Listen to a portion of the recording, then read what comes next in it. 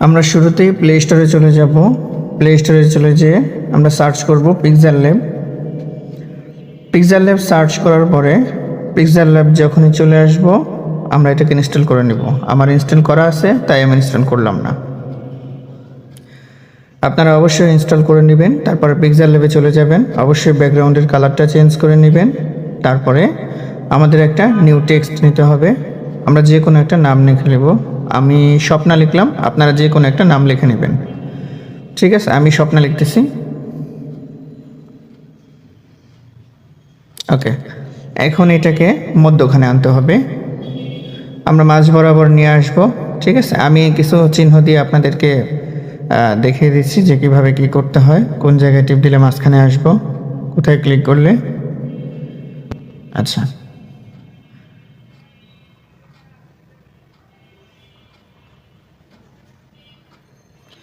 ওকে, সম্পূর্ণ মাঝ বরাবর আনার পরে আমরা ফন্টে চলে যাব। ঠিক আছে, ফন্ট, আমরা ফন্টটা বদলে নিব। আমার কিছু ফন্ট ডাউনলোড করা আছে, আপনারা অবশ্যই ডাউনলোড করে নেবেন।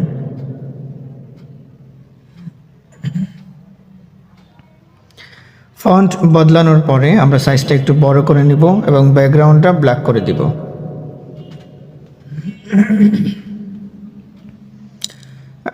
অবশ্য আপনারা অন্য কোনো কালার করতে চাইলে করতে পারেন। ওই কালার যদি দিতে চান তাহলে অন্য কোনো কালার ব্যাকগ্রাউন্ডে দিতে পারেন বা ফন্টে অন্য কোনো কালার ইউজ করতে পারেন। ঠিক আছে, এখন আমার কিছু পিএনজি ডাউনলোড দিয়ে নিছি। ওই পিএনজিগুলো কীভাবে সেট করছি একটু খেয়াল করে দেখুন। যেই শেপে, যে নামের যেখানে একটু মানানসই হয় আমরা একটু খেয়াল করে ওই জায়গাগুলো আমি বসিয়ে দিব।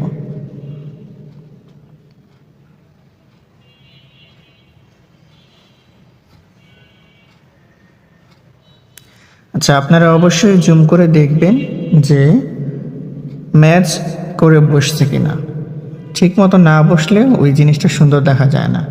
আমি একটু তাড়াতাড়ি করতেছি তো আপনাদেরকে দেখানোর জন্য, আপনারা একটু ধীরে ধীরে করবেন, তাহলে অবশ্যই আরও সুন্দর হবে আশা করি।